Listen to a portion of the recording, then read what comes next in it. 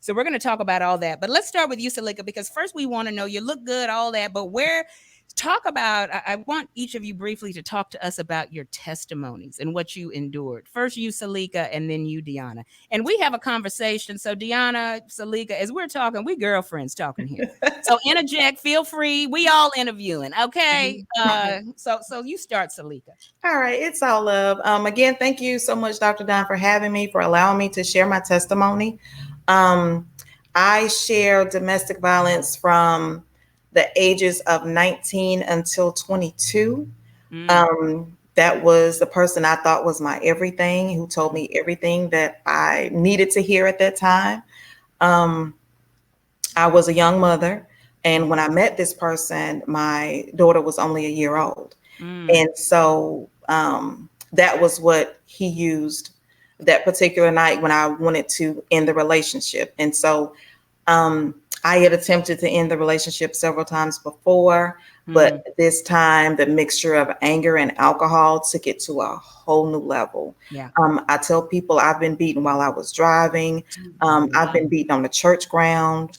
You name it, it's probably been, it's been done. And not to get too graphic, but at church, on a church ground. It was after hours, late night, early morning, but no one could see. And you said not to be graphic, but what? Not to be, not to be too graphic about the church part, but it is. I actually need to put that piece in there so that people will know, because we have people who are sitting in churches every day, every Sunday, who are experiencing domestic violence on a daily basis. We have church first ladies who are experiencing domestic violence, and those are stories that need to be told. It's no judgment, just realness. No judgment. It's all realness. I'm a Christian. This is a Christian show, but we got to talk about the problems going on because the enemy is busy. He's still working in that deacon and that pastor up there preaching. But like you said, and it's the truth. So we're not going to be ashamed to talk about the truth here. You're right. First ladies, deacons, wives, all that. People leading ministries, women leading empowerment initiatives. Exactly. So you were beat everywhere. I was beaten absolutely everywhere. I was held captive from that night until that next morning. I was beaten in front of my child. I was so battered and bruised, I couldn't even take her out of her car seat. So he literally took her out of the car seat so that I wouldn't leave. Oh, wow. And so after all that was over and he started to sober up, he actually wiped my bruises. He got the cold towel and he wiped my bruises and, started to apologize. And I was just so angry. I was so angry and I felt powerless. I felt powerless because, I was not living for myself at that moment. I couldn't make rush decisions at that moment because I had to think about my child and I couldn't leave her behind. Because I know what was done to me that night, and I couldn't imagine, in the state that he was in at that particular time. But once I got out, I went through that honeymoon stage over and over again because I was looking for that representative. I was looking for that person that I originally fell in love with. And I just thought that person was in there somewhere and I was going to find it. I was going to nurture that person back to healing when that person didn't want healing. Many women, though, do that, right? Yes. So you're not the only one. What kind of family background did you come from? Because I've interviewed all kinds of survivors, right? Some of them, they come from a 2-parent loving home, still in a domestic violence, some single, so really it crosses all boundary, all barriers, all economic barriers, all that. So what was your upbringing? Yeah, my upbringing, I had my mom in my life. I have a father, I have a stepfather. I had my grandmother in my life. I had all of these people who were trying to tell me, right from wrong. But once that person got inside of my head and just distanced me from my family, distanced me from my friends, where if I went out somewhere with my friends, I was always looking for a phone to call and check in. I've been gone too long. I need to get home and I'm panicking. I'm fidgeting. I'm trying to find a way, to get back because I knew what was going to happen when I got back. I knew it.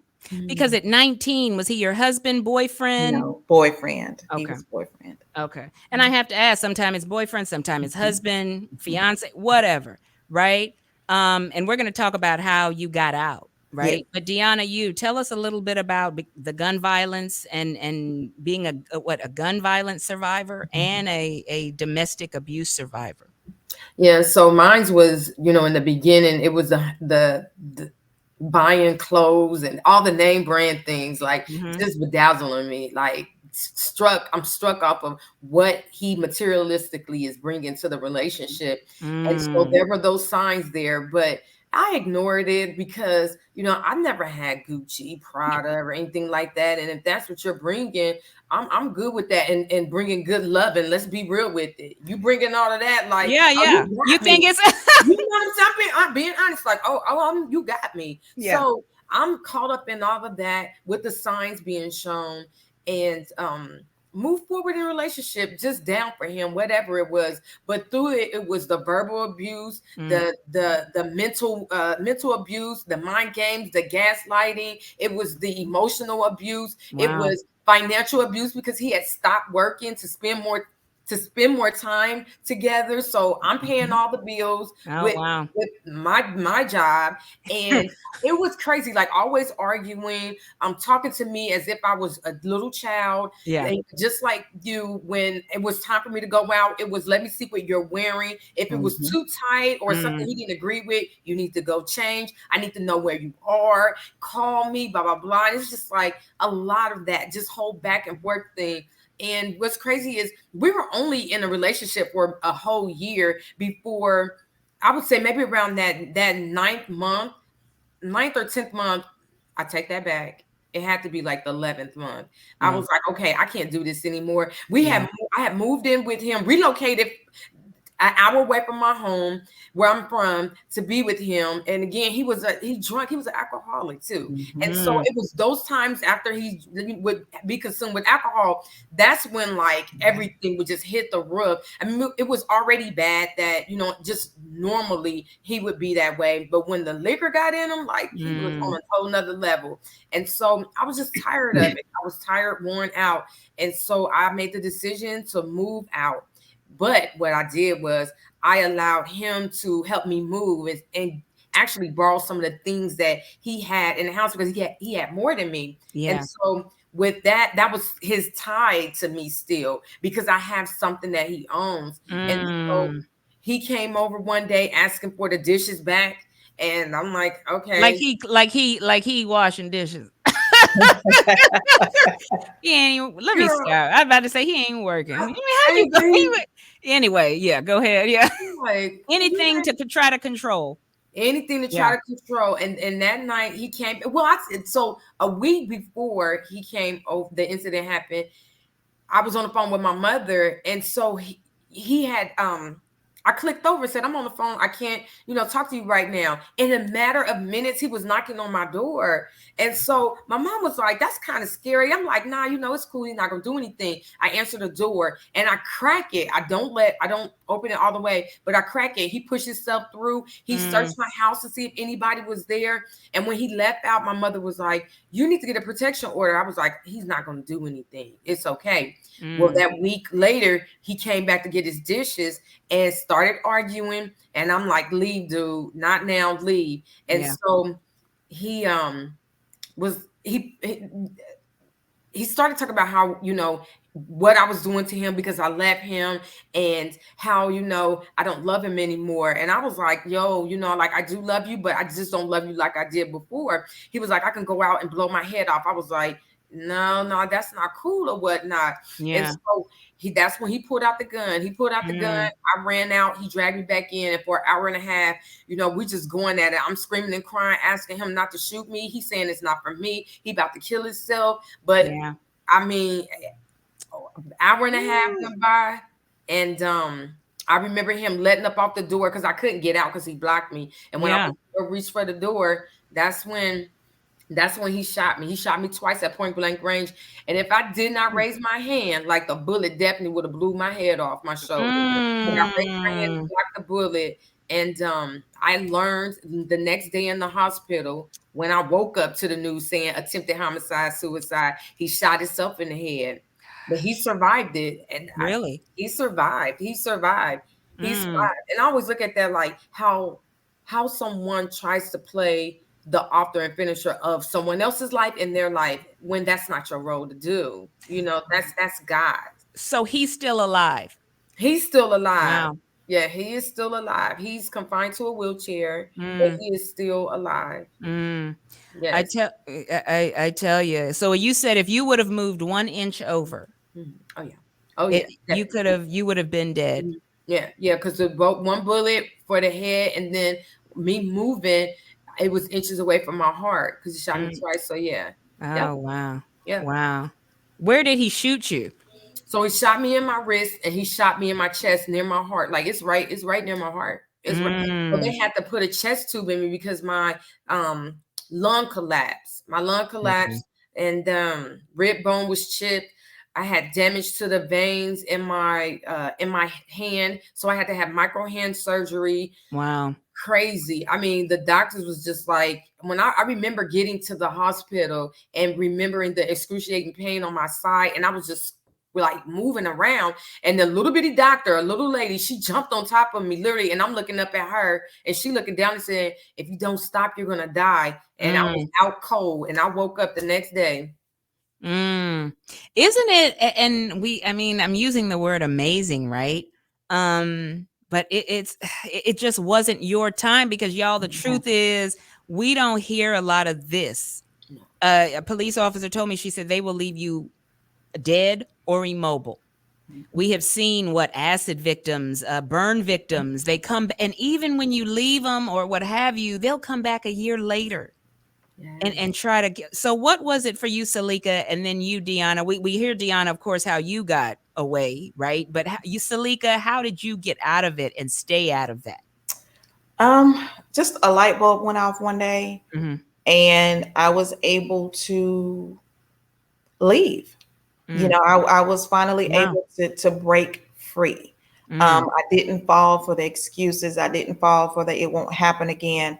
I stopped running whenever he would self harm, because that was another way that he would control me. He would slit his wrist or something like that every time I would try to leave or to get me to come back. And so, you know, that in itself was very traumatic for me, on top of what I had to deal with while being Yeah. in the relationship. And so Mm. that light bulb just went off one day, and I just, I was done. And Mm. not to say that he allowed that, Yeah. because again, I moved. He found me. Mm. A mutual friend of ours was living in the same complex and told him where I was. And so he would hide, like across the street. There was a payphone over there that lets you know how long ago that was. There was a payphone across the street where he would tell me my every move, or he would go Mm. to this mutual friend of ours home, and her apartment was kind of cat corner to mine. And if you look outside of her window, you can see me, Mm. you know, and Mm. yeah, so that was And there's always somebody who's gonna say, "Oh, well, they moved to so and so," and some people don't exactly, even know what's going on. exactly, Some people don't know what's going on, or maybe the abuser will threaten your friends and say, "You better tell me," and then people are scared. I mean, you don't know what the situation is, because coming up later in the month, we have a therapist, doctor, who is a survivor of domestic abuse as well, domestic violence as well. She's going to be sharing with us, because I like to talk to survivors, and then of course, you know, you like to talk to the therapists, counselors, all that. Mhm, But I'd mhm. like to hear the stories of the survivors. Yes. Um, because sometimes, y'all, you know, it doesn't end like your story. No. It doesn't always end like your story, and it just doesn't happen like that. And you know, how long were you in fear? Because even Diona, even though he's in a wheelchair, all of that, how long were you in fear that maybe he would or brings or get somebody to come and try to get you? Yeah, yeah, that part that he would Mhm. get somebody to finish the job off. That was one of my worries. Mhm. And I would say, like, I feel like I didn't get over like the whole incident in total. Like, and I'm being honest with you, Yeah. 2020, like 2020 was kind of like where I felt like I was over it, where I wasn't living in fear. Because I mean, who wouldn't be thinking that? Like, oh That's man, right. because he went to, nothing was done, which that's, we could talk about that later, but nothing was done. Like, the police department here dropped the ball. They thought he was going to die, which I said, if I was white, come on now, if I was a white woman, if I was Caucasian, he would have been handcuffed to that bed. And when he woke up out of that coma, they would have been willing him to prison.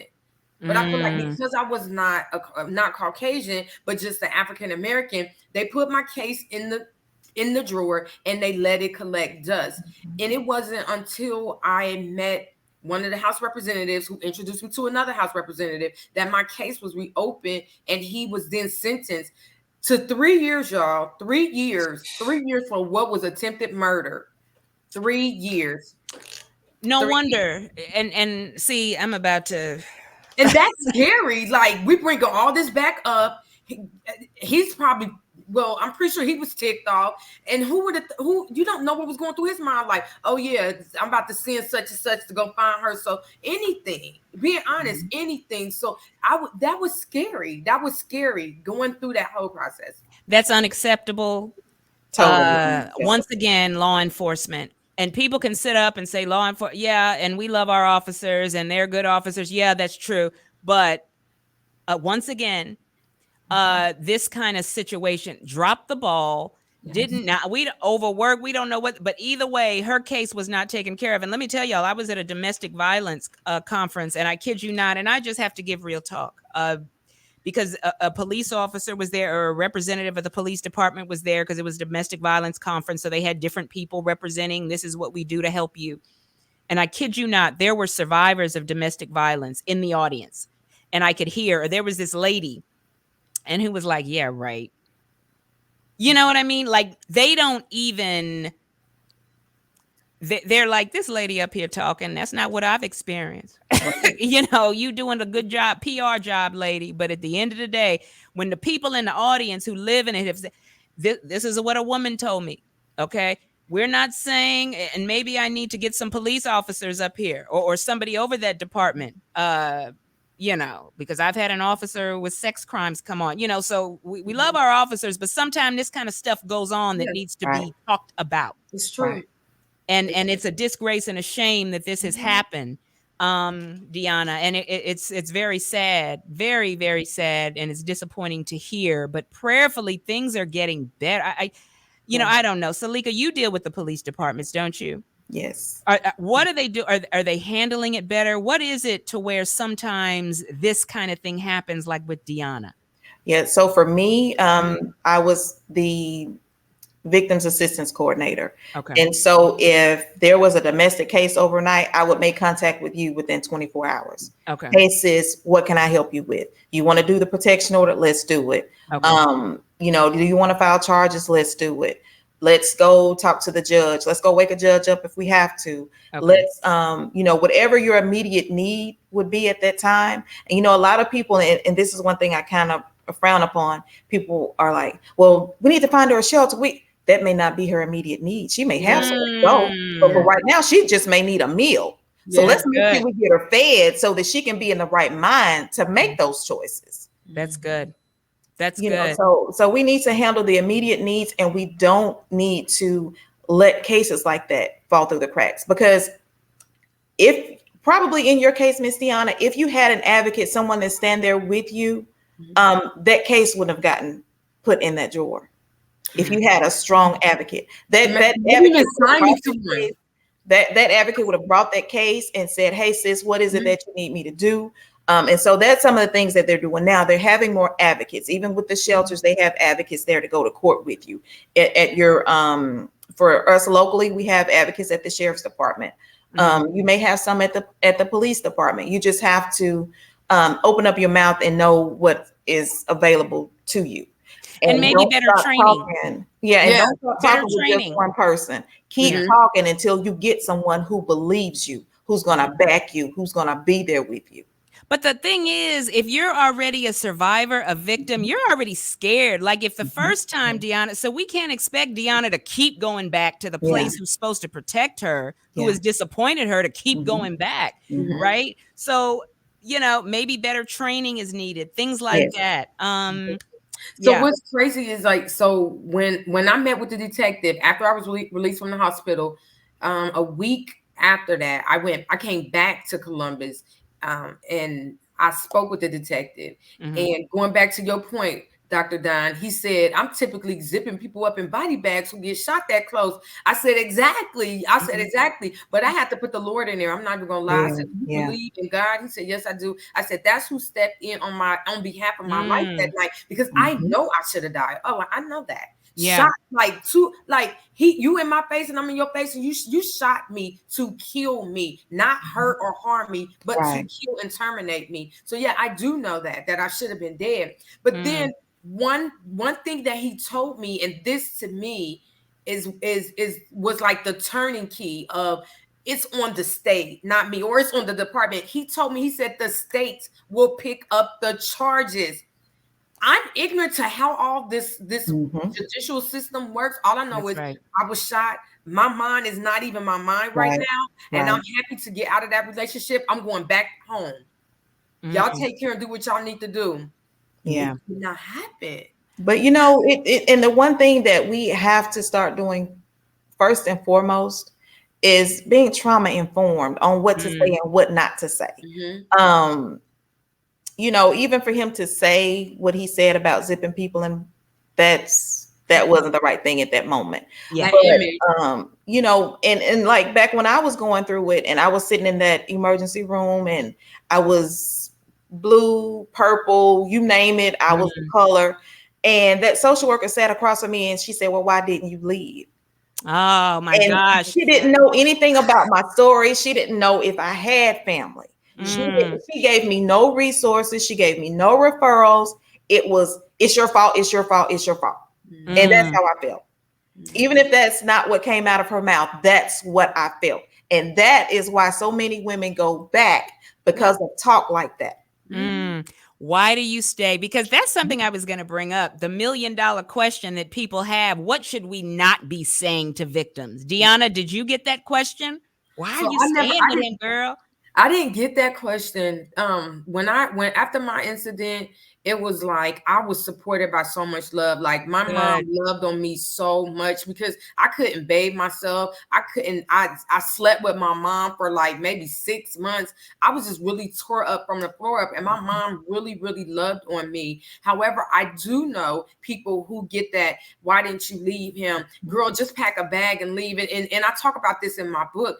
Yeah. You have to, in order for this survivor to even like survive in the environment with that abuser, you to be able to manipulate and be able to get out of it, you have to create this environment for them that's totally different from the environment that they're already in. So you want to create a supportive environment. Like, girl, you the bomb. Girl, I love you. Oh, you look good in those clothes. Everything opposite of what she's receiving. You want to be able to instill that in her, because now what you're doing is you are giving her something to gauge off of. So when she gets into the negative environment, she's like, man, it doesn't feel as good as it did when I was over here with my girls and they would support me, blah, blah, blah. So you give her that to measure off of, and eventually, it's not going to be easy. It's not going to be overnight. She'll wiggle away from this negative environment, because when we look at statistics, a person who has seen domestic violence in their home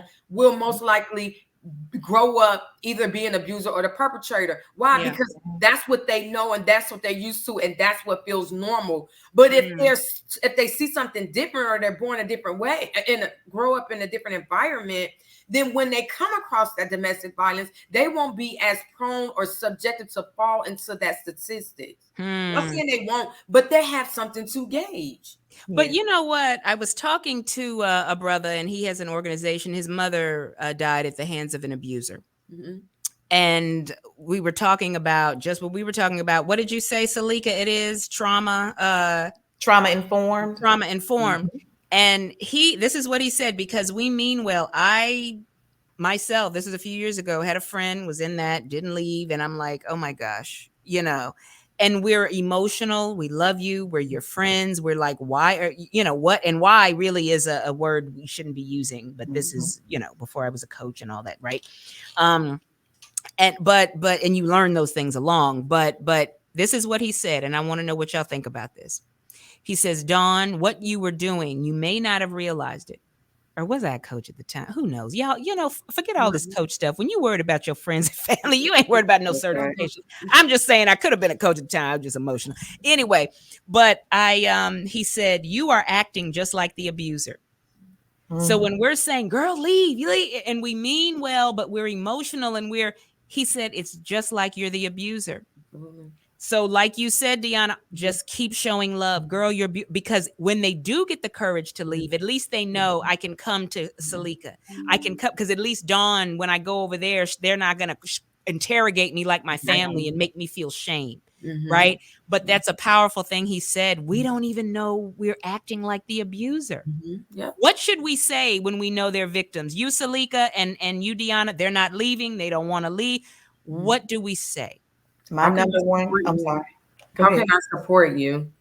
I support you. It's giving them that option, giving them the choice to say and direct how they feel like, how they feel like they should support. They're telling you, instead of being told, they're telling you how they should be supported. Good. Selika, you? Yeah. For me, it's always, and even when I did this professionally, and it's even now, whenever you're ready, you may not be ready now, but whenever you're ready, I'm here. Yeah. And they're going to say, hey, that friend turned me down. That friend turned me down. But every time I see her, she says, when you're ready, I'm here.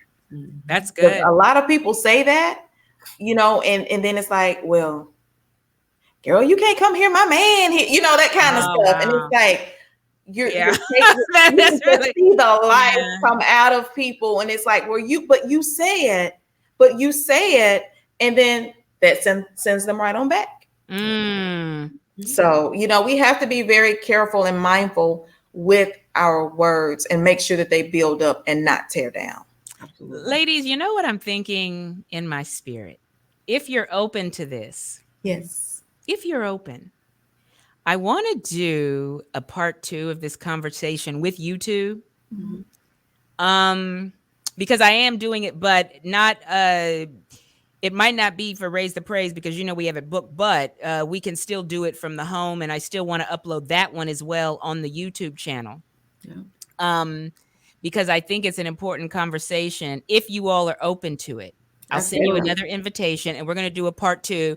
But it'll still be on my other platforms because let me tell y'all what's going on here. And do y'all want me to keep it real? Yes, always. Just realness. Okay. I thank you for everybody who listens every week. I thank you for everyone because people are listening online and they're listening through the app. But let me tell you, Mark Zuckerberg has muted my video. So for whatever, I don't know if it's the content. I don't know if they heard a little bit of music. But that's why it's 0. So if you're wondering, Dr. Dawn, why can I not see you? Because they're muting my video. And let me tell you how the enemy works. The enemy, because I'm a perfectionist as well, but I get frustrated because this is radio ministry. Why is this happening? And I'm trying to do but a little bit of music and they want to mute it, but they haven't muted the message. It's still getting out to the people. The enemy will not win because I'm still going to upload this on YouTube. But if anybody's wondering, well, why, Dr. Dawn, can I not see you on Facebook Live? You said you were because they're muting my video. But God has already handled that. This will go. People are still listening. It doesn't matter, ladies. We're good. Okay. Because we usually have an audience, but they've given me a message, but I can't worry about that. But I just want to tell people, if you're trying to watch on Facebook, that is what has been going on. They have muted my video, but that will be, don't worry about that. That's why I want to do a part 2 with you ladies. Yes. Because people are still, because I just want the Facebook audience, those who maybe did not. And then with Domestic Violence Awareness Month, this is still very important. So I am going to send you all an invitation and we're still going to finish the interview. I mean, come on. But I'm thinking in my head, another interview we can do. I don't know if you all are available Sunday. We'll talk about it. But Diona, I know you're busy. You're like, wait a minute, that's what I got going on. I'm sorry, flashback. But no. I'm gonna send because I want to keep this going, but we're gonna do another take on it. and I want to do it on a Sunday, I think, because before we go into the week, because we got to keep this domestic violence going, but you can talk about it just in all. But I just had to let people know. Uh-huh. Y'all Wow. know I keep it real, right? Yeah. Always. Because it We don't make no expect sense, nothing Dr. less. Don. It doesn't make any sense. I have no people watching on Mhm. Facebook and they have muted my video. And it depends on the content. If you put the word sex or if you Yeah. put it's interesting, twerking all day long. They don't mute Yeah. that, right? Yeah. I'm wondering too if it has something to do with like talking about the justice system. That's what I heard. There are some people who told think me because they fight for social justice issues, and they said Yeah. Facebook mutes their stuff. Yeah, I mean that's Yeah. happened to me because of Oh, the medical really? situation. Oh yeah. Oh, Oh yeah. wow. Wow. Yeah. Okay. Okay. Yeah. Yeah. But you see how the enemy works, y'all? Mhm. Anything, Mhm. he don't mute twerking and Nope. and all Mm-mm. this foolishness. But Nope. but Mhm. trust me, God, and but I just have to tell people that if you cannot watch on Facebook, it's okay. I'll Mhm. still upload it to YouTube. You can still listen online or through the app. But anybody wondering, no, we ain't janky over here. Uh-huh. But anyway, but because I'm sure y'all like nobody's watching. No, people usually watch. It's just, But anyway, I just have to say that. And I love how we can just keep it real, right? Yeah. I don't send no private messages. Mhm. Girl, y'all, let me tell y'all what's going on, Mhm. because there is something going on with social media trying to silence Mhm. healing and trying to Mhm. silence gun violence. If they hear any you Yep. can't, Yep. I'm telling you, isn't it crazy? Yep. It's Mhm. absurd. It is. Mm. But anything that's It's catered to the really- destruction of our people, our young Oh yeah. people, our culture, they're Mm. going to make sure that's replayed and replayed and replayed Mhm. and passed along. So, Wow. Healing, mute. yep. She Right. played 5 seconds of a song, mute it. Okay, well, Right. But come on. now, if someone was going live showing a fight or domestic Oh, in girl. progress, then that could play as long as they're recording, Yeah, Yeah. come on. which is crazy. Ridiculous. But we just had to have that little rant. Don't you like when you can just, and y'all believe it or not, I have my feet up in the studio and I'm just relaxing. You Y'all look believe it or comfortable. not? Yeah, we talking like girlfriends. We at home, y'all. That's how we are. But the conversation is still blessing people. Trust That's me, right. God is good. So I just have to say that, because I'm the kind of person, y'all, I just can't hold stuff. I just gotta release it. Yeah. Because if I tell y'all to be transparent, I have to be transparent with you. Amen to that. It's you're gonna have ups and downs, but Mhm. God never stops. The work of God Mhm. will not stop, and he will Won't. not, the enemy won't silence, He won't. So anyway, I just have to say that to my Facebook people. But I would like to do a part 2 with you, not just for that, because I'm thinking, but I'm going to send a date to both of you all, and hopefully you can make it. Mhm. And I'll probably do it from my home, because I think the conversation can still keep going, right? Definitely. Yeah. I'm going to keep this going, and because Diona, the book, and then Selika, you get much deeper with the book you've written. So maybe we specifically can talk about your books, talk about that. I just think we can go a little deeper, and I would like to do it as much as we can this month. If you all are open, let's do it. Definitely. Okay. Definitely. Okay. And if not this Sunday, then we'll do it on another. But Sunday, for whatever reason, I think Sunday is a day people are at home. They're not. And I think we need to start the week off with some of this. I don't know. But I'm going to send you the dates and let me know. Okay. Now let's continue the conversation, because I'm starting to act like I'm at home. So let's talk about this, because we touched on trauma, right? What did you call it, Selika, again? Trauma informed. Trauma informed. Mhm. Insensitive things that people say. Let's start with you, Selika, and then you, Diona. What we mean well, but I like that you touched on a shelter. Go to a shelter. Mhm. That's the first thing we say. But is that not the right thing to say? And then don't come to my house, though. Right. Yeah. Don't come over here, but leave. Just don't come here. You hear that a lot. Yeah, come on, y'all. I mean, seriously, we're laughing now, and that's how I know y'all are walking in healing. Because come on, think about it. So if Dr. Dunn said, "Ooh, girl, you need a shut," Dr. Dunn, can I stay? Girl. Right, girl. I don't know about that. Yeah. Yeah. Some of the most insensitive things that I've heard is, if she likes it, I love it. When they keep going back, there's a trauma bond there. Mm. You know, Maybe she doesn't have anywhere to go. Maybe that person, like in my case, had alienated me from my friends and family because no one knew what was best for me other than just him. Wow. And for me, I share about that first one, but I heard a lady use a term a few years ago. I didn't get that residue off me. And so that led me from one domestic to the next domestic until I sat down, until stress, until everything that was weighing on me just shut me down one day, and I couldn't tell you my name.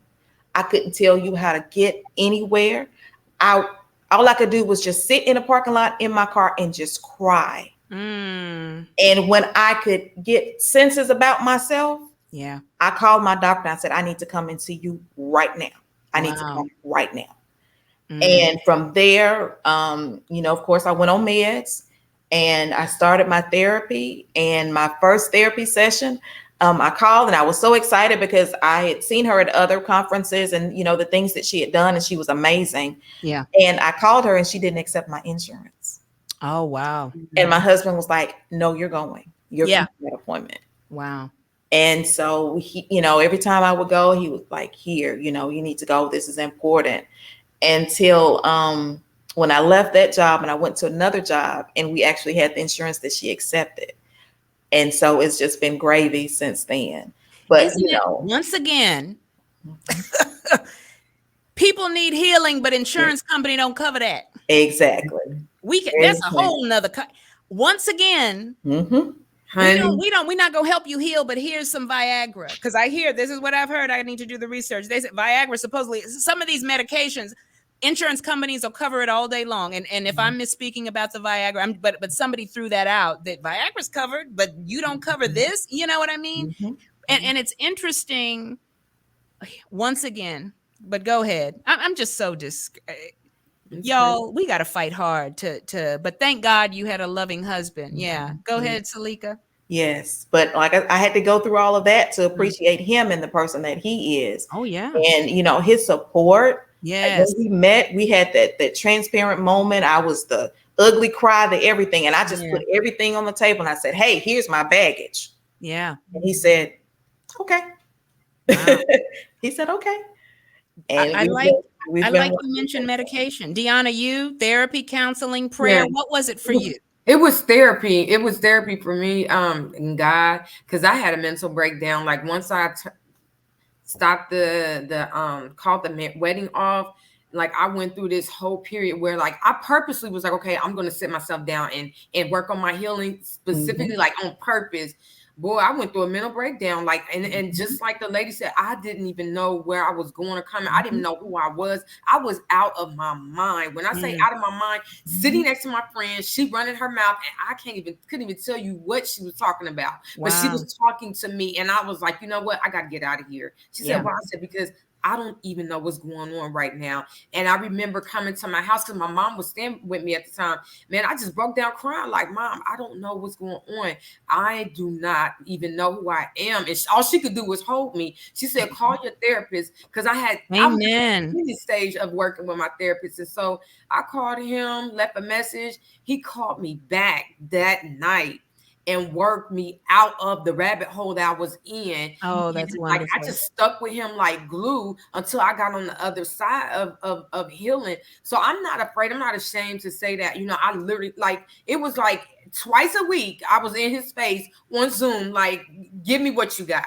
That's good. What you got. And it was like working through some ugly stuff. It's when you really talk about healing, it's lonely, it's scary, it's dark, you don't know. Like, it's all of those things. It's not easy at all. But healing is a lonely process. It's a journey that you have to do alone.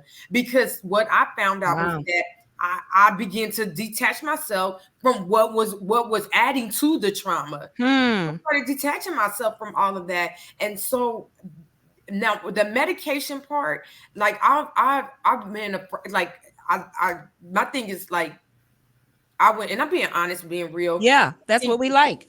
So I'm like, okay, I pray, and I believe in Jesus, this, that, and the other. But I'm even like right now, I'm on the fence. Like, because I was diagnosed with post-traumatic stress disorder. So it's like, do I, look into something that'll help me manage it a little bit more? And I had to talk to my doctor. Like, I don't feel like I need a strong dose, maybe something really small, so that I can manage it and then be able to wean off of it, when I'm ready to. And so I'm starting that now. Like, being honest, like, I'm starting that now, and it's cool. But even still, outside of that, like, I'm on the other side of the tunnel of healing, and it feels amazing, Don. When we talk about that's good. You wake up feeling rich, but your bank account don't show it. Wake up feeling full, but you ain't ate nothing yet. Do y'all hear me? Yes. I'm happy because now. It ain't a man, it ain't a job. It's about this internal happiness, and that's what I've gotten from being healed fully. Mm-hmm. I want to say shout out. I love positive things. Thank you, Lady T. I'm getting a text. She said, I'm listening, Don. See, ain't nobody worried about you, Mark. Anyway, we going ahead. I just had to digress. Anyway, thank you, Lady T. So, yeah, y'all are making a difference. Yeah, keep going, girls. Yeah. But I like that you touched that you said medication. Mm-hmm. Diona, you said an extra dose. We should not judge somebody. Girl, you on girl, you. If they need it, they need That's it. right. Mm-hmm. We cannot judge the process. Maybe medication is not for you, but let's not condemn others and their healing process. Yep. And I like, Diona, that you're very honest, and you all said it's a lonely process. Mm-hmm. Oh, for sure. Because don't you have to go through it alone to really know who you are? What did you all know about yourself? What did you all find out about yourself going through the healing process? You first, Selika, and then you, Diona. Maybe something you didn't even realize until after you walked through that healing. And you're still healing, right? Because it never, we're all a work in progress. It triggers, could be a lifetime, and there's nothing wrong with that. But after you guys walked through that healing process, yes, what did you find out about yourselves? I found out that if I don't get it back, if I don't get back what I'm putting in, and that's whether it's a relationship, whether it's a job, now I'm able to walk away from things that don't value me. Wow. And that goes for jobs, that goes for friendships, that goes for absolutely anything. If I'm not valued, I have no reason to be here. That's good. And so I walk away for my sanity. That's good. I walk away because now I can. No one has to tell me what to do. I can make my own decisions. Amen. And you didn't know you could walk away. Exactly. That's good. Yeah. Oh, Selika, that's good. Now you take that in everything, not just relationships, but friendships, everything. Jobs, everything. That's absolutely good. Everything. Wow. You, Diona? I think for me, I learned in my healing process that two things. And it really kind of shocked me, and I didn't even want to admit to it. Like, I put my parents on this pedestal that they were that they were perfect, that they couldn't make a mistake. And that was my first breakthrough, which is weird. My first breakthrough in my therapy was to realize that my parents are not perfect, and that they gave me, and I would say it all the time, like they gave me what they could only give me. But to really listen to what that means is that some things they did not teach me, and I went out and fumbled because they did not teach me. They protected you? Did you say do you think they sheltered? Oh, for sure. Like, my mom definitely sheltered. My mom definitely sheltered us. Like, I mean, and I'm being honest with you, I see so many flaws in it. Me and my mom, we talk now, and even when she come out and say it herself, like, yeah, I wish I wouldn't have did this, wish I wouldn't have did that. But it's like, yeah, you gave us what you could. But it was like so many flaws in that being sheltered thing that, went out and just kind of like got tumbled around. Like, man, if I would have known that, I would have been able to stand on my feet kind of stern more, or I would have been a little more relaxed and things like that. But yeah, I definitely learned that one. Then here comes the man with the Gucci. Girl, with this, with that, with the materialism, with the But I'm still on he at home ain't working because we want to spend time together. And I'm not making fun. No, You all know no, me. In no way am no. I making fun of that. It's But the but truth. but it's just interesting because, ladies, trust me, I may not be a survivor of domestic violence, but I've dealt with some stuff I shouldn't have dealt with. Okay, we all have. Hello, that's another show. Okay, Exactly. That is a trust and very believe. Don't think, oh, I've all. Trust me, y'all. I dated some broken men. Was with some broken men. I was broken. Okay, so we've all been there. So I like that we're having this honest conversation because, Diona, many women stay for the material, the Gucci, the That's it. I hear it all the time. Like, he buying me this and he buying me that. Like, I'm not about to let that go. And it's like, you're not letting that go. and abuse, and they're in abuse. Yes. Yeah. He dogging you out. He doing you wrong. He a womanizer. He putting this woman in your face in this way. And you still like, I'm not about to let that go because of the materialistic. Like, you devaluing yourself. So that's your value. Your value standard is Gucci and Prada. Like, come on now. But that's where that whole self-esteem thing come in. But that's another story. But one thing No. You're giving me some ideas for when we do the Sunday. Okay. Say that Sunday. Yes. What is that Oprah does that Super Soul? We gonna do an Oprah Super Soul Sunday. Yes. Seriously. Yes. Yeah. That's another thing about that because that's the back door to domestic violence. But you were there yourself though. Girl, I mean, Now, this is a question I have, and I want to start with you, Selika, and then you, Diona, because I always like to ask people who have walked it. Can you all look at a woman and say, I know she's getting abused? Like, whether it be through social media, whether you see her and everybody loves her, she looks good, all this. Do you have some kind of strong discernment? Selika, I want to start with you where you're like, she looks good and she doing this women empowerment, but she's something, it ain't right. Do your spidey senses go off? Do you can tell in their mannerisms. You can tell in, a lot of times you'll see them out front and they're known as these alpha females, but behind closed doors, they're being abused. Again, I'll use for an example, the first ladies. You see them and they're there every Sunday and they have the big hats and the nice dresses and behind closed doors.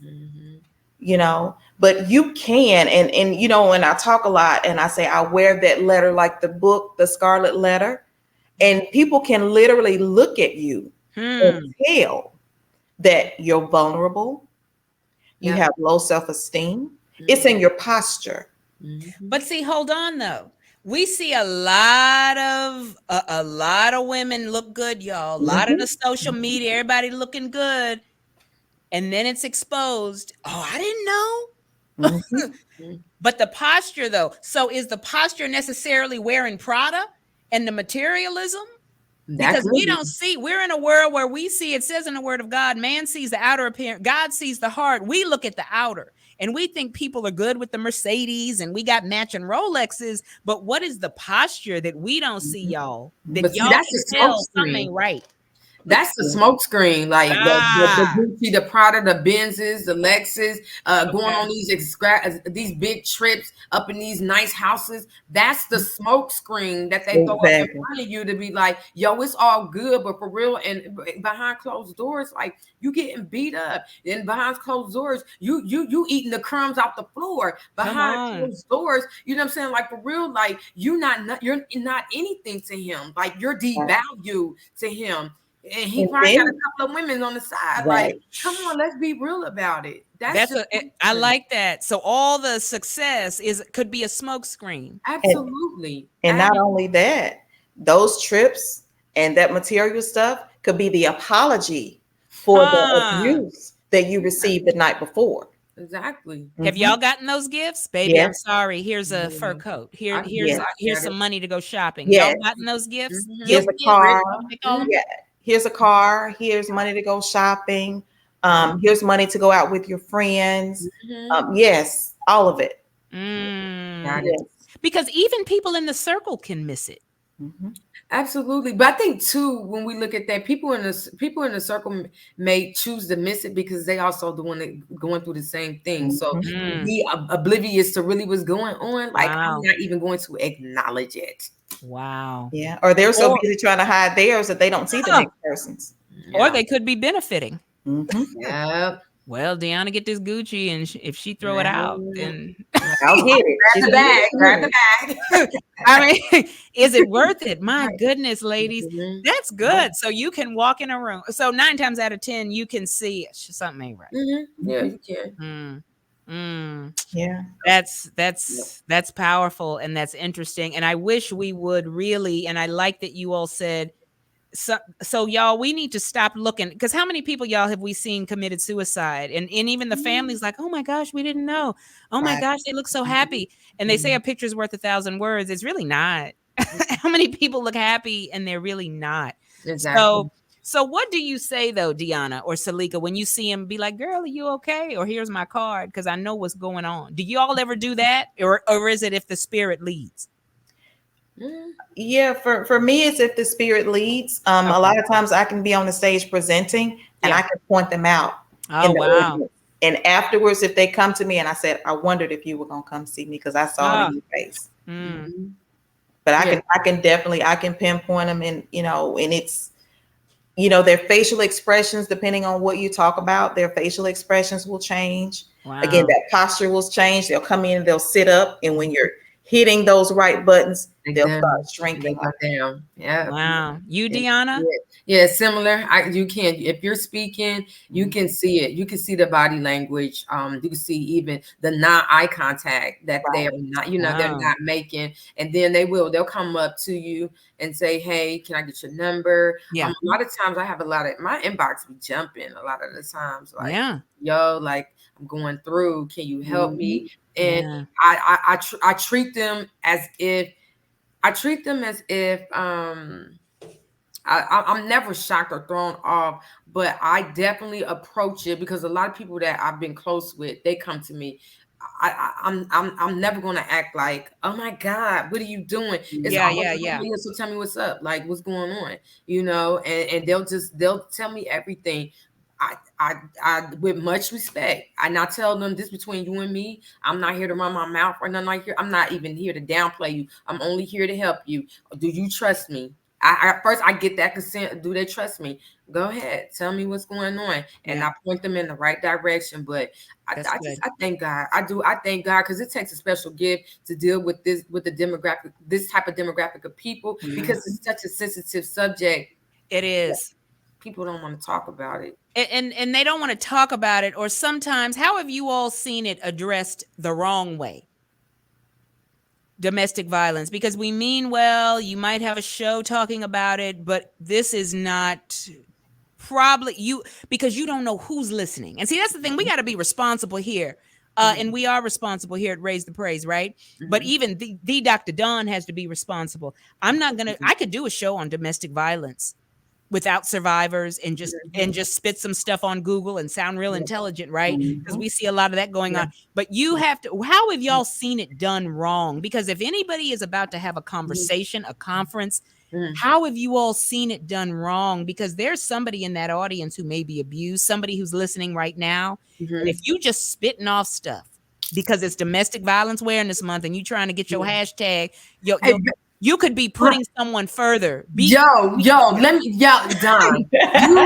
hit a nerve with me. Honest to God, you hit a nerve with me, because here's my thing. You cannot get up and address the issue of any type of trauma unless you first have dealt with it and you healed from it and you moved on. Because all you doing, if you have not, all you doing is putting your hurt on other people. That spirit is transferring. Why? Because you don't even properly know how to channel healing the right way to these people who are hurt, and then even lead them into the right direction. Yo, I'm telling you, I just saw it. I just saw it. Somebody slapped a program together and is still dealing with it. So they haven't healed. They're still in the relationship. Oh, wow. So what was the conversation about? And we're not condemning them, but I mean, what? What? And I said, I'm not condemning. I'm just asking, what could the show be about if you're still in the abusive relationship? It's about domestic violence. And God, I ain't gonna lie, it's a nice lineup. It's a nice lineup. I can't even really say. It probably would have to be something. Because it's a really nice lineup. But I'm thinking, you're still in your abusive relationship. Mm. And and I understand the need to help, Yeah. but you have to be removed from that experience to truly help somebody Mm. heal.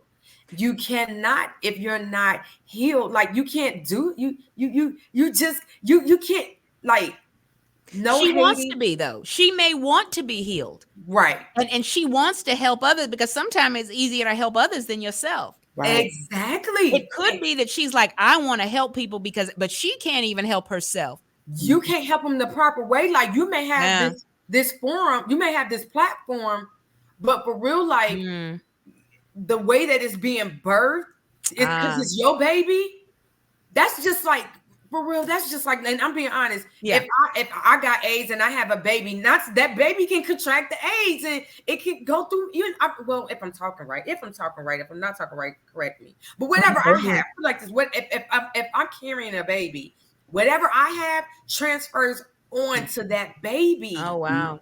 And so it's like, you set this baby out here and you haven't been healed, sis. Or even if, let's say, for instance, you're raising a child in domestic violence, and they grow up seeing it, they're going to grow up. I mean, so we get the analogy, girl. No judgment here, right? But yeah, and we got to pray for her, because I have seen, y'all, where organizations have not. Let me tell you, God will expose. Mm-hmm. And you got to pray for people's healing, but I have seen where things don't continue because at the end of the day, you need help. You mean well, but God's going, so we pray for her, but she may want help, Diona. I think so. And I yeah. think hearing you talk has given me some courage to probably sit her down and talk to her about that. Pray before you do it, though. Okay. Pray before you talk, you have the conversation, because remember where you were. Mm-hmm. And then the bigger the platform, there's a lot of shame. She's got to put up a front. You know what I mean? Mm-hmm. So pray before you have the conversation with her, and remember where you were. Absolutely. That's so good. Because it does frustrate you, and sometimes, but pray before you have that conversation, because maybe you don't even need to have it. Maybe the conversation is, stop having this conference, but girl, do you need help? Let me know what you need. And it will lead up to maybe we need to stop. You see what I'm saying? Because what is Selika? You said they don't need that. They need a meal. Right. Maybe she need you to come with something else, Diona. She probably don't have anybody like, you might need to come with a sandwich. You know what I mean? You want to come with, and I know you frustrated, right? Yeah. But pray if you even should have the conversation, and how you have it, and let him lead you. Because again, do you want her to go deeper into, or it could turn into an ugly situation? Absolutely. And I wouldn't want it to be that way. Because she needs a friend. Everybody around her thinking things are so good, but you're the one she can come to and say, Diona, I'm struggling. You can be a vessel for her. Yeah. Oh, y'all, we ain't even supposed to talk about that. I tell you. Oh, honey, you see how we do here on this, honey? Oh, yeah, I'm liking it, y'all. Hey, but that's true. We got to pray for her, because you could be that breakthrough for her. You could be that help. And how long did it take you, Selika? How long did it take you, Diona? Yeah. She's got this platform, and we know the bigger the platform, the more shame. We can't tell people. So pray before you have the conversation, and ask, because what does it say? God give us the word. He'll give you the words. That's the words may be, I'm here for you, girl. If she keep having conferences, that's on her. But I'm here for you, girl. Just like you said we supposed to do for you when you were in that place. Amen. So yeah. Selika, you? I see a lot of hopping. What do you mean? Like this month, your thing may be domestic violence. You're with whatever the new thing is. And if you've not experienced it, or don't have the right resources to give people, or you can't lead them in the right direction, why do it? Oh, wow. That's good. That is good. But Diona, I do like what you say. If you have not healed, you're But Selika, on that side, because I try to be responsible with this, though, right? And I have a list of credible, reputable, but it's up to you to reach out. I don't know. I can't reach through the phone and the DM and see who's right. but I'm here. It is going to be confidential. I have the list because all you can do. But if you don't have the right resources, exactly. If you don't have any resources, leave it alone. Wow, that's good. You Because know you don't what? have to touch everything. No, you don't. You don't. Exactly. You don't. You You don't. don't need to every cause you don't need to be getting involved in. I mean, that's just like when you hear the preacher say, I don't need to lay my hands on everybody. And look, on the other side, I don't want everybody laying their hands on me.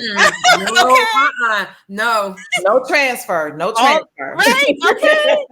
No. Who was the Selika? No, that was Kelly. She's the survivor of spiritual abuse. Powerful sister. She has a powerful testimony and about how spiritual abuse. No, wolves in sheep's clothing. Baby, I was just in the prayer line Sunday, and I was like, that's who I want to pray for me right there. I know that. I know her. I know her spirit. Amen. That's who I want to lay hands on me. I don't know nobody else like that. I know. Because I tell people, you can't get on everybody's prayer line. No. No. 6 o'clock prayer call. Good for you. I don't know you like that. What do you need me to pray for? What you in my y'all? You better watch. Some of these people just want to be in your business. And this isn't important. Hopefully, y'all are feeling we're handling the conversation in a responsible way, ladies. We're having a little fun. I mean, it's the absolute truth, though, and the truth needs to be told. You know, if someone is already hurting, why would you perpetrate to be helped that you're not? Yeah, you know, that's right. That's not helping the situation at all. That's right. At all. Oh, wow. Because don't you think everybody's trying to be the expert at everything nowadays? Everybody's the expert. You're not an expert at anything. You need to bring the survivors on, and then you need to bring a doctor therapist on because it is dangerous. We're responsible, right? Because Selika, if you say something out of line, what if somebody just takes it? Yes. Man, or Diona, even when you guys wrote your books, I'm sure you prayed like, okay, I got to be careful with these words. Absolutely. Absolutely. Lord, give me the words to say. Amen. Whatever it is that you want me to share, allow me to share it. And that's before I go on any stage or anything else. That's right. Yep. I need him to give me the words to say. That's right. Because this is very important. And I want to touch on that. Let's talk about resources now. Because we have talked other things. And we'll be continuing this conversation through the month, people. But the thing is, let's talk resources. Where can people go? And then talk to us as friends. First you, Diona, and then you, Selika. Friends, what do we do? First of all, but give us some resources, guys. Reputable, credible resources. Because you can put in domestic violence and anything can pop up. But what organizations have you seen that you refer people to? Because somebody listening right now is saying, I need it, or I need to refer a friend. So I always refer them to the domestic violence hotline. That's the number one thing. And then they'll be able to like channel them through or funnel them through to who they could connect with, depending on whatever state that they're in or city. They'll be able to link them and connect them. Also, we have a shelter called Choices. They have a lot of different resources. And then we have another resource that is actually linked through our children's hospital here. They help with getting legal aid, housing. Oh, that's good. A lot, like clothing. They help out a whole lot. So it's either those three that I typically refer them to that I know they'll get the proper help that they need for whatever. And we will get your contact information because if somebody wants to reach out to you, Diona, they're like, Choices, what is that? Where is, you know what I mean? So but I like that you said, I lead them because you're not trying to take more than what you're equipped to. No. So I like that. You, Selika, what resources have do you want to shout out? Yeah. So, of course, the domestic violence hotline, 800-799-SAFE. That's good. I'll use our local coalition against domestic violence, 800-398-3234. That's our local coalition against domestic violence. Also, you can start, and I know a lot of people have issues with the actual law enforcement realm, but some of our offices do have advocates that are there that if, they can actually help bring your case to light. They can, they walk with you they're sitting in court with you when you get in the protection orders. I've sat beside women who were hyperventilating when they would see their abuser come in. And there are certain things that you need to know about victims' rights as well. Just like that lady, and I'm like, hey, her right is she does not have to sit in this room until it's her turn to testify. They have to offer you alternate space, and that's for Mississippi. And so there are a lot of things that advocates can kind of help you on, like how to prove your domestic violence. What can you do to help prove your domestic violence? What type of evidence would you need? Or this is what I just thought of. Ask the police department, is there an advocate here? Yeah. Because that person, and let me be responsible, because speaking from emotion, we talked about law enforcement. Diona, your truth is what it is. The ball was dropped, right? But I do not want people not to call the police. So if anybody out there, Dr. Dunn said, no, call the police. I absolutely apologize if there's any victim out there, if there is any law enforcement listening who says, that is irresponsible of me. So no, you should call the police if something is going on. So I asked for forgiveness for that. And there are many times, y'all, believe it or not, on the mic, I have to apologize for things, but being led by emotion. But I don't want anybody out there thinking, Dr. Dunn said, don't call the police, they're not going to help. No. Diona, the ball was dropped. We were just raising awareness on what can happen. But absolutely call the police. If you go file a complaint, is there an advocate? Or is there someone else I can talk to if that detective or officer seems a little busy or a little preoccupied? Okay. You got to basically, what they're saying, you got to fight, push through to get your rights, push through. So I ask for forgiveness, God, and then for anyone listening for saying that, because I do not want anyone feeling like I'm just going to take it and the police are never going to help. I should not have said that. So go ahead. I'm sorry. I had to say that. So yeah, I mean, for me, I'm really big on victims' rights, that they understand what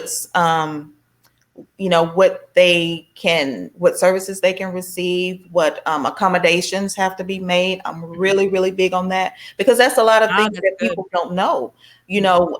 Actually, for any domestic call, this is for the state of Mississippi, that officer should give her or him a victims' rights packet that outlines the victims that services. It outlines all of the numbers that you would need to call. And if not, they don't know to ask for it. So those are some of the things that I push for when I'm advocating for anyone. That's good. So if I'm to go file a complaint and they don't give me that, every police department around the country, or is it just in certain counties? Now, I know definitely for Mississippi. And if you don't, you can actually reach out to the AG's office. Which is what? Our Attorney General's office. I'm sorry. Our Attorney General. I know what it means, but somebody's like, AG, what's that? I like that. No. And it's not funny because people don't know. I mean, seriously, I know because I used to work, was a paralegal, but anyway. Okay. But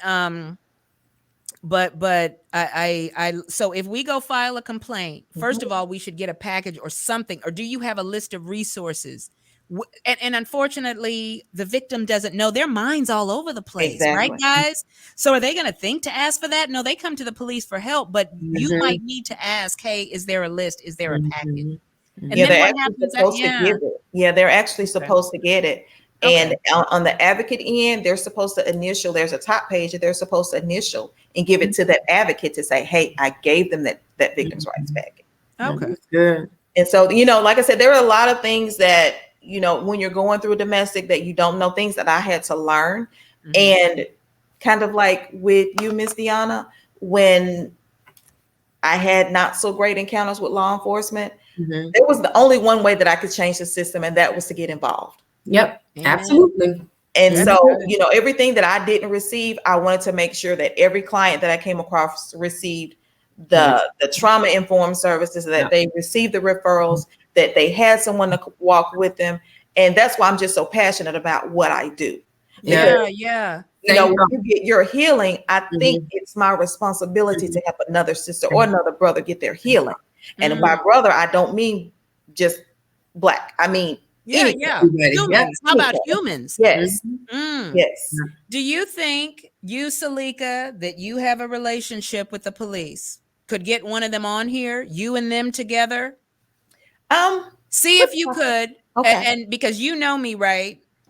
And I've apologized for what I've said, but Yes. let's educate. It's Yes. my ignorance, right? Mhm. I'm speaking on, so this is a wake up call. Dr. Dunn, you need to do a show to educate us Mhm. because I don't want to speak ignorance out here. Let's hear from law enforcement.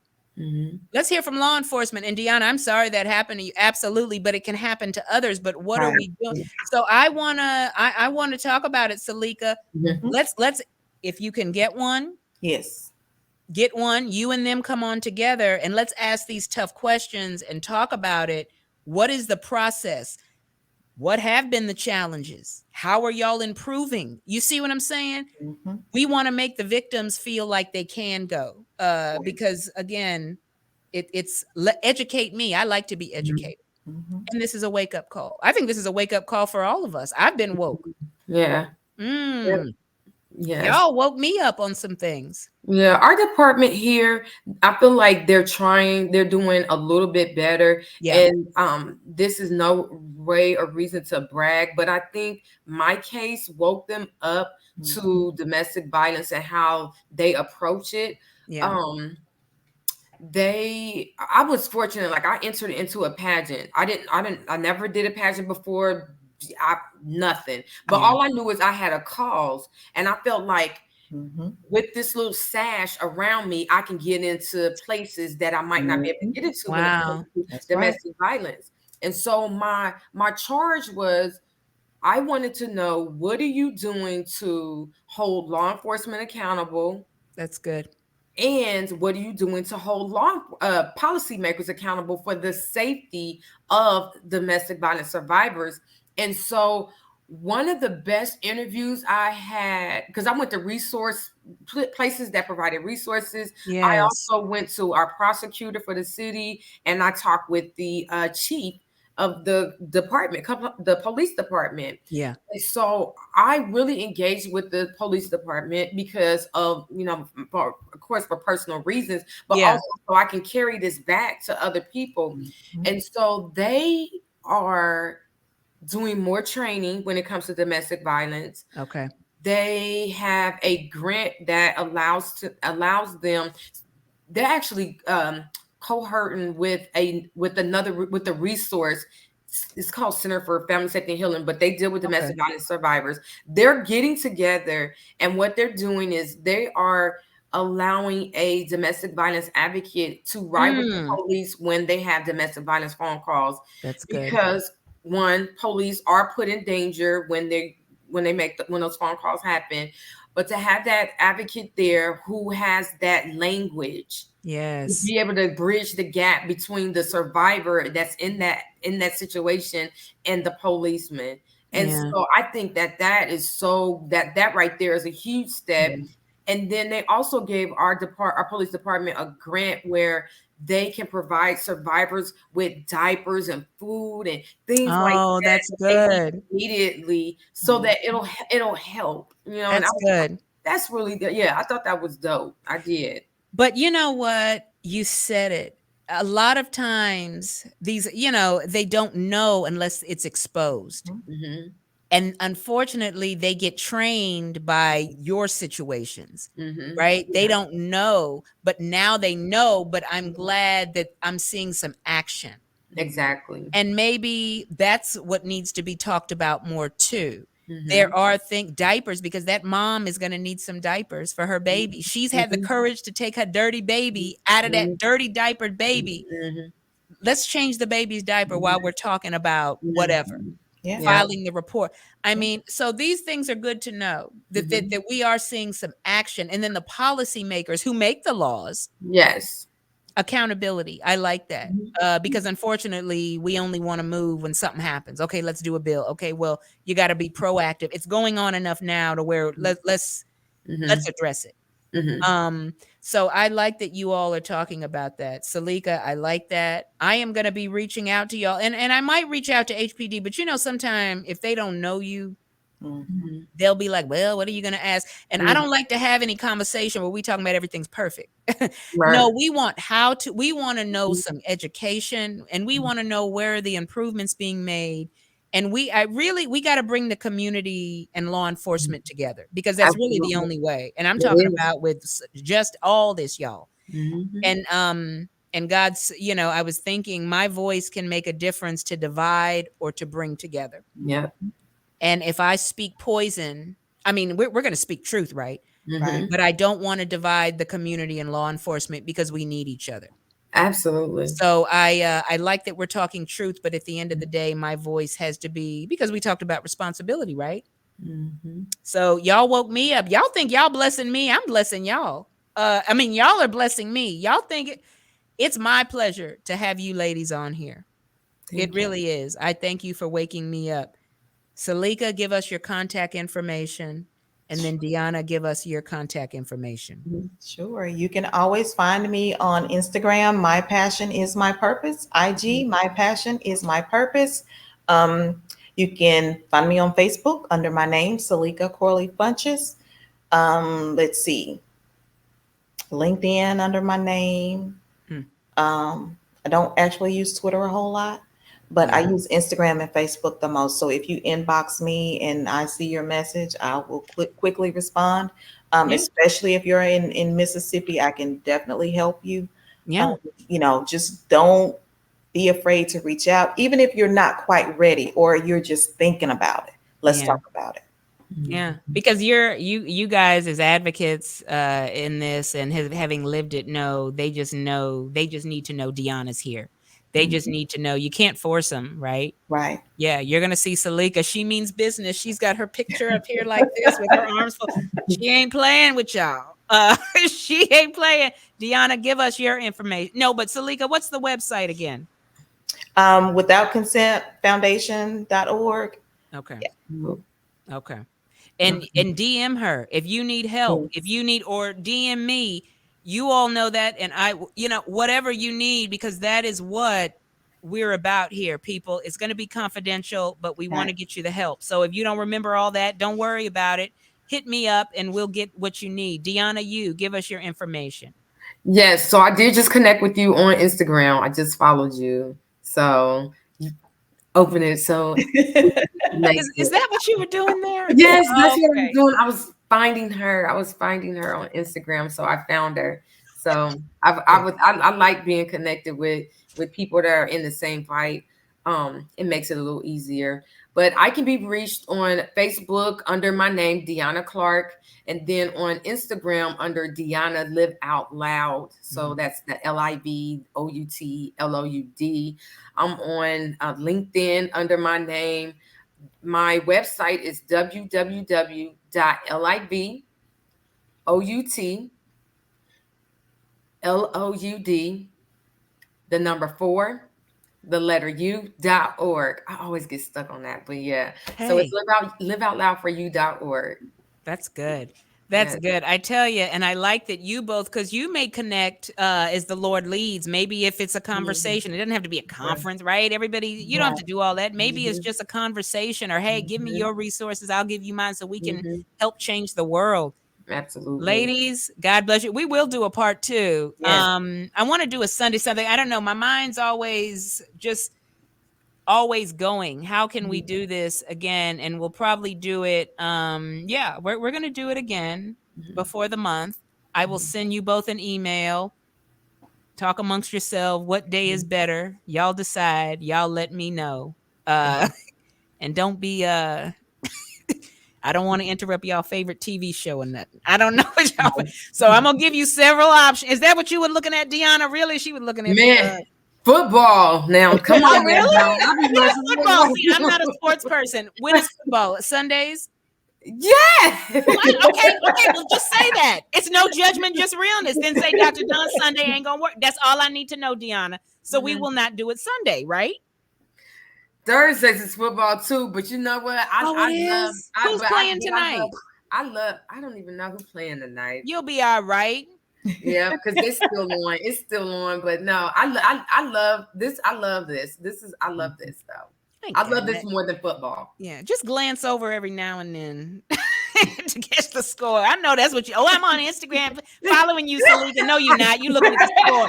These people lie, y'all. They lying to Dr. Dunn. She did send me a follow. So hey, but that don't mean she wasn't checking the score. Okay. Yeah, but I ain't mad at you. But I want to say, no, we are going to do a part 2. Don't worry. Okay. It will be, I'll send you several dates. Y'all talk, we'll talk amongst each other. Let me know and we'll make it happen. Because the radio shows are booked for the month, but then, I mean, we can do it anytime through the StreamYard. And I will have no music playing. So he ain't playing Mark Zuckerberg playing with me. Y'all. Have you ever, but you got to forgive, right? But trust and believe. I'm telling you, I can't wait to be a billionaire one day so I can say, I remember on October 6th. I just want to let you know. Exactly. Anyway, but God is good. I want to thank every one of you. Thank you. Lady T sent another text. She said, this is good. Oh, nice. You all are blessing people. And I thank you for your spirits, y'all. We've had a good conversation. This was good. Have a good conversation. It was what? Full. It was full. Y'all bless me. Okay. Y'all really did. And Selika, we're going to talk about the law enforcement if we can make it happen. And this is only because you know them. Sometimes when you reach out to people blind, they're like, I don't know her. Is she? But Selika, you vouch for me. And then we'll talk about how the conversation will go. Because we're going to have real talk, but we want it to be educational and a positive thing. So this is good. I'm going to let y'all go because the Dr. Don, we got to go. We've been talking for 5 hours. But it was good, right? It was good. Mm-hmm.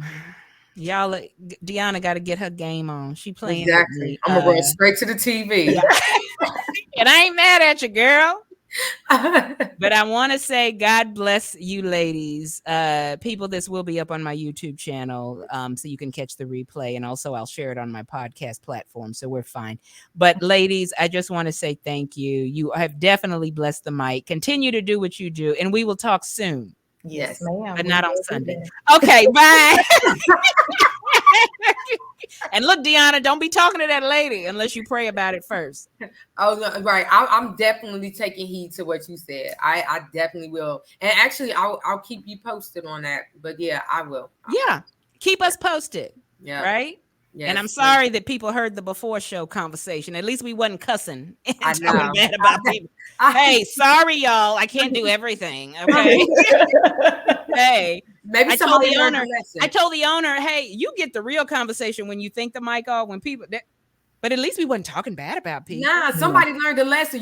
They should have learned a valuable lesson. Hey, yo, it don't matter if the wedding paid for, blah, blah, blah. If you ain't doing it, don't do it. Because it may end in destruction. Yeah. That was a show. Y'all really got 2 shows. Yeah. They did. They got the before show and they got the show. Hey, after party, whatever. Yeah. So God bless you. And I will talk to you soon, ladies. Thank you. You're welcome. Thank